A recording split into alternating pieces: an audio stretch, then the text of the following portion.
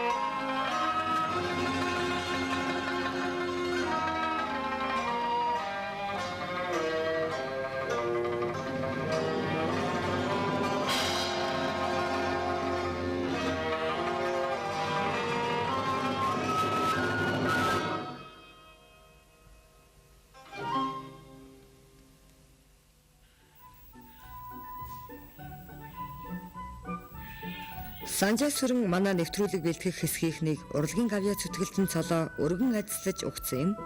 Харин бид түүнийг тус чуулгын уран бүтээлчтэй нь хамт нисэх онгоцны буудлын дээр зэнхэр хадган дээр мөнгөн аягтай цагаан сүү барьж угцсан билээ. Энэ үчирэл 17 дугаар жарны цагаан морин жилийн зуны ихэнх сарын бэлэг дэмбэрэлт өдрийн морин цагт буюу 6 дугаар сарын 9-ний өдрийн үд дүнд болж билээ. Гавьяа зүтгэлтэн цол хүртлээ сурвалжлах хийлгээ гэж биднийг урьж дуудаагүй. Бид энэ явдлыг тохиож тэнд очиагүй болохоор ингэд давхцанд хэн хүнгүй уран бүтээлийн оддоо явна гэж бэлэгшэн давхар баярлцгааж байсансан. Баяр тавтаж ажиллаа хойш тавилгүй учир зорилгоо танилцуулж уран бүтээлийн талаар яриулж танилцсан маань энэ. Санжаа сүрэнтэй олон жил хамт уран бүтээлээ холбож ажиллаж ирсэн хөгжмийн зохиолч гомбыг бид бас нэвтрүүлэгтээ урьж оролцуулсан юм а. Одоо нэг юм уу гэж ярих уу? Ер нь бүжиг хийж ярих юм бол ер нь баруун Монгол, зөв Монгол гэж ярьдаг л да бид нар. Энэс их өөр нэ санагддаг юм. Юугаар амгүй манай баруун Монгол бол бие биелгээгээр дандаа мөрний хөдөлгөөгөөр байдаг юм. Манай дорнод олон ястангууд бол дандаа хөлийн одоо хатар тэр амьдрал дотор яг талдаа ингэ давхиж байгаа тэр мөртөн ард. Тэр сайхан ард түмнийхэн тэр сайхан одоо намд төрх. Энийг л одоо биеийн гоо сайхан уян налархай хөдөлгөөнөөрөө үзүүлж байдаг л одоо би байдаг гэж би бодож авдаг. Тэгээ би зөв Монголын одоо ястангууд гэж ярих юм бол одоо барах гэж байна, үзэмчин гэж байна, дарган гэж байна, халах гэж байна, буряд гэж байна. Буряд дундаа хүртэл олон бариад байна шүү дээ. Агнаймын эцэг гэж байна. Агнаймын эцэг гэдэг маань дундаа 8 ам байна. 11 эцэг гэж л байна. Тэр чин дундаа 11 янз бүрийн бичгтэй дуутай хөшөлтөө. Тэр дундаа хамлан гэж байж байгаа бас. Хамлан гэдэг маань эцсийн эцэстээ юу байх вэ гэхээр ямар ястан байх вэ гэхээр чинь буряд дундаа хамлан буряд гэж яриад байгаа юм л да манайхан. Үнэн дээр чи хамлан буряд биш юм шүү дээ. Хамлан гэдэг нь тусдаа эвэн хэлтэй түнхүүс гарлаа л бас. Тэгээ бид нар бол энэ тухай асуудаар би бас чиг энэ уран бүтээл хийхин тулд бас заримдаа арт түмэнд хүлээж авдаг л байсан юм. Заримдаа бол манай дээр үж одоо жил тод арчил гэдэг бидний ч үе арай болоог байсан цагт одоо 1985 онд гэтэл би энэ бүжгүүд чинь дэглэгч үзсэн бид намайг дэглэх гэтэл хятад руу нэмсгэлсэн бүжиг дэглэж өнөхөр санжсэн мод би товчоор орж байлаа. Тэгээд тэгсэндээ ч би дотроо болон цаашаа явах гэж байсан. Ингээд манай дорнод Монголын бүжгийн урд гэдэг бол ямар байх вэ тухай ер нь ямар хушиг одоо өнгөжтэй ямар хушиг юу байдгийг бэ гэтэл энийг л бид одоо ард түмэн үзүүлэгч л бид одоо би одоо хэдэн жилийн өдмөрийг зорж байгаа. Манай дорнод талын одоо дорнод Монгол гэж яриад байгаа. Дорнод Монгол гэж ярихгүй би дорнод талын урд гэж үзэх гээд байгаа. Тэгэхээр манай халахцуул ямар сайхан. Тэр сайхан гонхолцож, тэр сайхан үсэн хэлсэн, тэр сайхан хөхнүүд, тэр сайхан эрийн тухай, тэр сайхан халахын тэр одоо талмын төргөн уул мэсвэртэй бидний тэр сайхан дүүх амьдралыг энэ настангуудын тэр өвөрмөц зан заншлуудыг энийг л одоо бид нэр одоо ерөөсөн уг улбаанаас нь эхлэж наахан талаас эхэлж болохгүй байгаа юм. Уг улбаанаас нь эхэлж бид одоо судлаж ингэж арт түмэндээ өргөдөг чин сэтгэл эрмэлзэн ажиллаж байна да.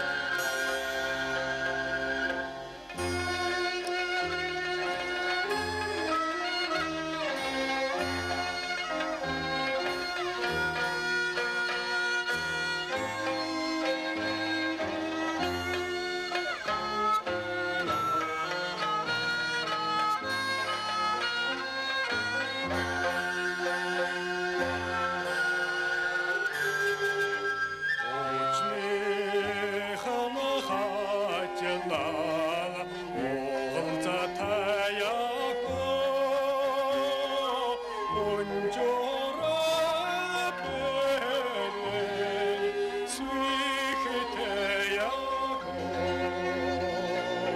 зоромалоочин оттала таяако зорогин аршиг ошкоюдэ шурэн авчаратаяко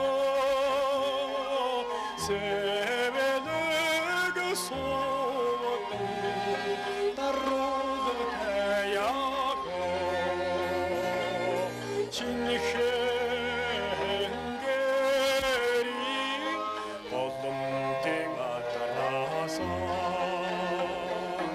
сэргэлэн сэмсэгэр хацаюудэ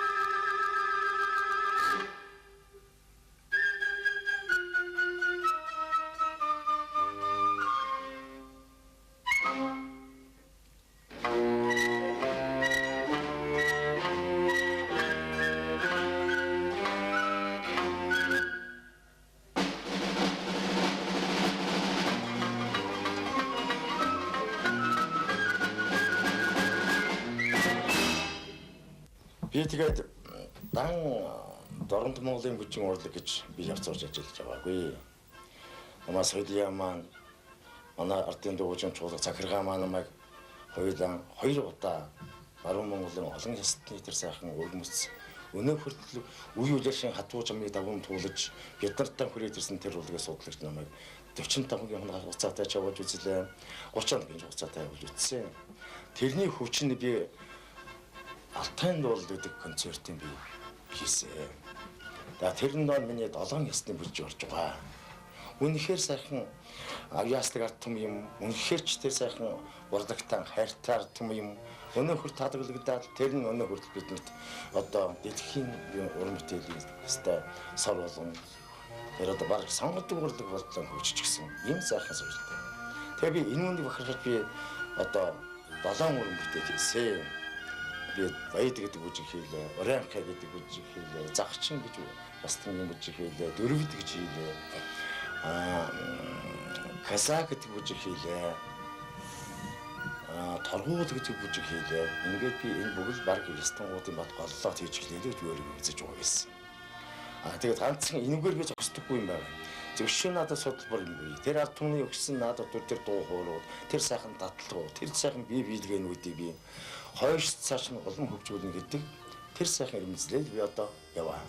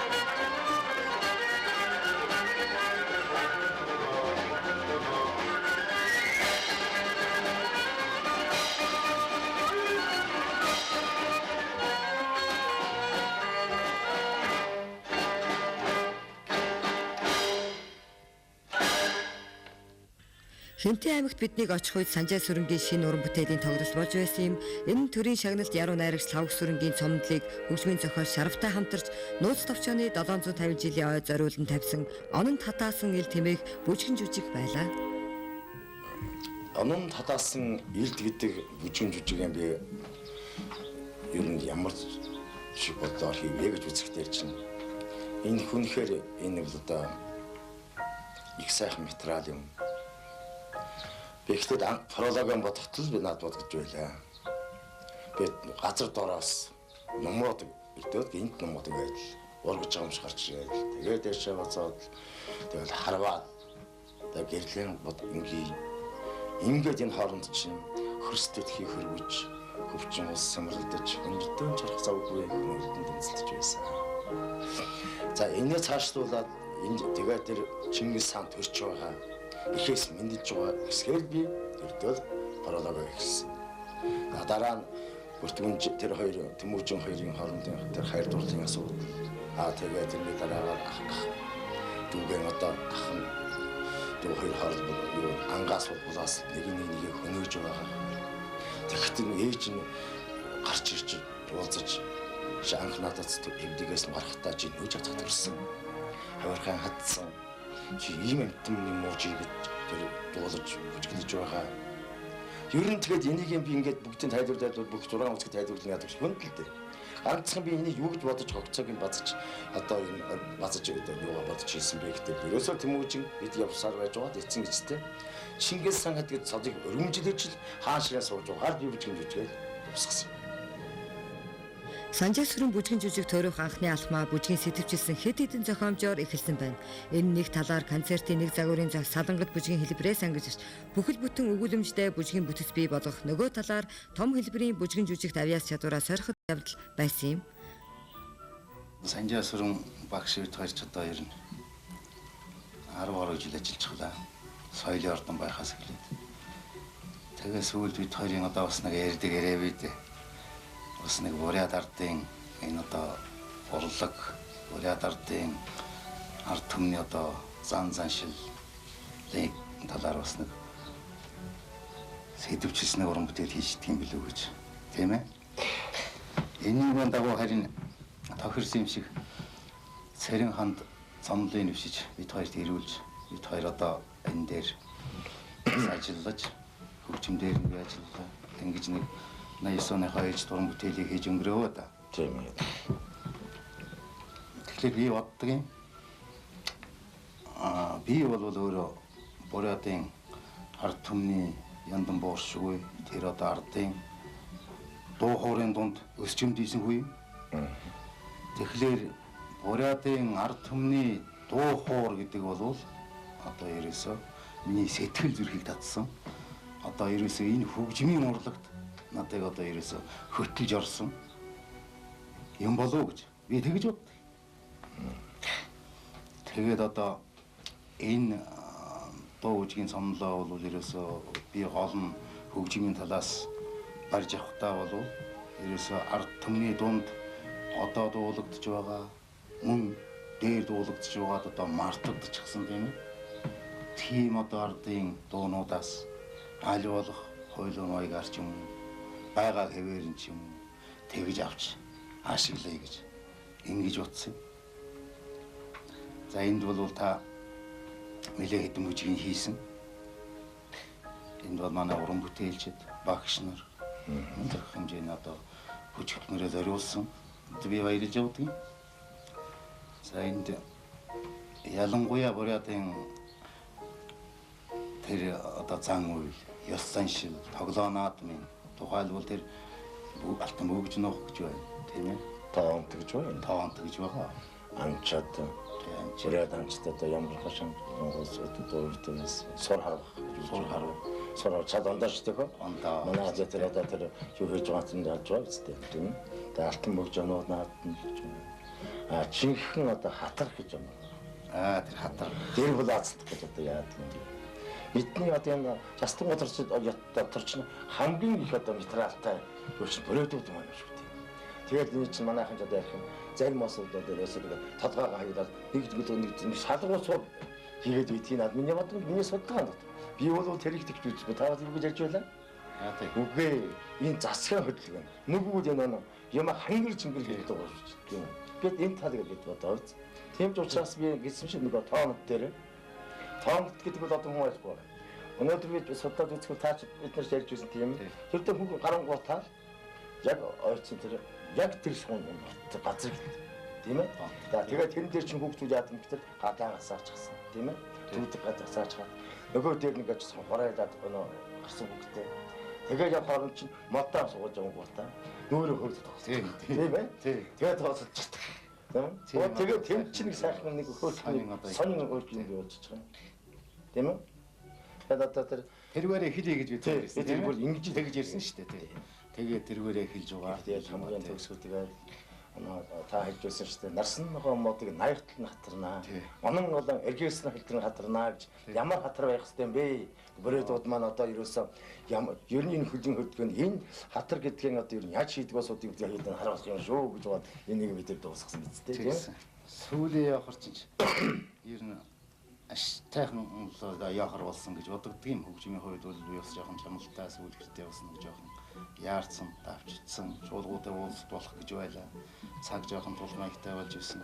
Хөгжмөн дээр нэг жоохон яарч хуудаа гэсэн шиг юм надад сүүл нь бодогддог юм.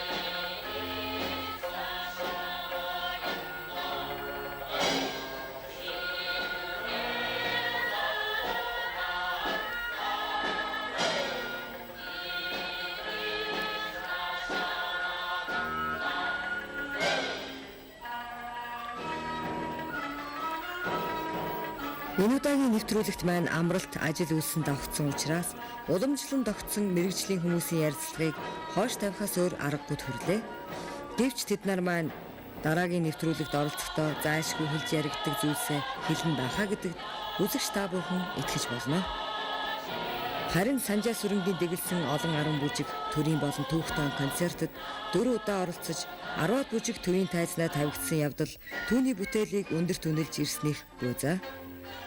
Мөн 1981 оны Алтан зуул телефестивальд 1987 онд бүжиг дэглэгчдийн улсын анх дугаар уралдаанд тус бүр тэргүүн байр эзэлж байсныг ч дурдж хэлэх нь зүйтэй байна.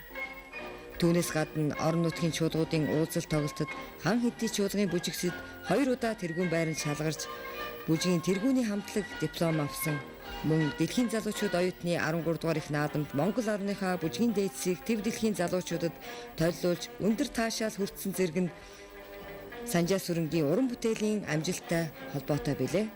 Эцэст нь Бүгд найрамд Монгол Ард улсын урлагийн гавьяа зүтгэлтэн хэмээх эрхэм хүндтэй алдрыг Занзан нэмийн Санжаа сүрэн авьяас чадвар итвэх зүтгэлээрээ олцсон гэдэгт эргэлзэх юм билээ.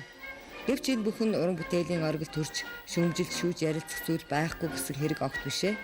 Харин мэрэгжлийн хүмүүс Санжаа сүрэнгийн бүжгийн онцгийг нээж сайн талаас нь ч бай, дутууд улмаг, буруу зүрхч бай ярилцсна гэсэн болзоо тавьж өнөөдрийн нэвтрүүлгээ өндөрлөе.